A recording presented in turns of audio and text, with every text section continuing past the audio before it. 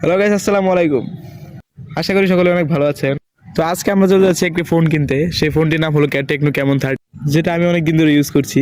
সেটা আমার এই বন্ধু খুব পছন্দ হয়েছে, তাই সেও চলে যাচ্ছে আমার সাথে এই ফোন কিনতে। সো অনেকক্ষণ চিন্তা করার পর আমরা রওনা হলাম ফোন কেনার জন্য। অনেকক্ষণ তো গাড়ি খুব ভালোই চলছিল, কিন্তু হঠাৎ করে জ্যাম লেগে গেল রাস্তায়। গাইস দেখেন অবস্থা, একদম গাড়ি লড়াচড়া নাই।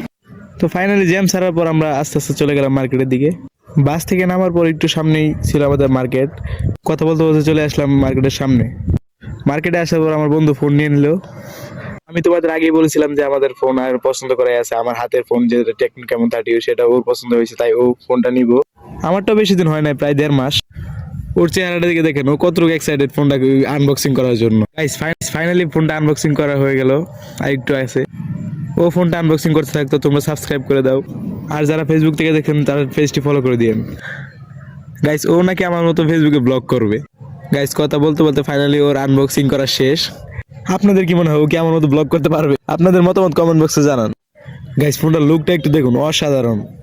এটা টেকনো ক্যামন 30-র 8GB 256GB ভেরিয়েন্ট, যেটা লঞ্চ করা হয় আরো 1 বছর আগে। অন্যের ব্ল্যাক কালারটা, আমারটা হোয়াইট কালার। দেখেন ছেলে ফোন কেনার পর কেমন কেমন মুসকে মুসকে হাসে খালি। সো আমাদের ফোনের সাথে একটি গেরিলা গ্লাস ফ্রি ছিল, সো সেটা দোকানদার ভাই লাগাচ্ছে। ততক্ষণ দেখেন ওর হাসি, ওর হাসি দেখেন গেছে, ওর ভাবটা। ও 22,000 টাকা জমা দিচ্ছে, আর কি ভাবলো যে টাকা গন্ধ হতে মনে হয় কোটিপতি ছেলে। তার টাকা গোনা শেষ হওয়ার পর সে দোকানদার ভাইকে দিল, সে আবার টাকা গুনছে।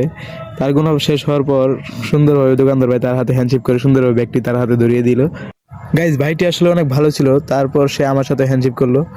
হ্যান্ডশেক করার পর আমরা সুন্দরভাবে মার্কেট থেকে বেরিয়ে পড়লাম।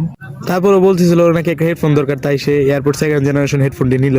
এটা আসলে কপিটা, বাংলাদেশের প্রাইসটা আমাদের থেকে 800 টাকা নিল। তারপর আমরা চলে গেলাম বাড়ির দিকে। বাসে ওঠার পর সে কি ভাব নিয়ে আমাকে ফোনটা খালি দেখাচ্ছে। গাইস আমার ফোন কেনা শেষ, তো আমি চলে গেলাম বাড়ির দিকে। ও সরি, ফোনটা আমার না, ফোনটা ছিল এই প্রাণীটির। এই প্রাণীটির নাম হচ্ছে বাইজিৎ।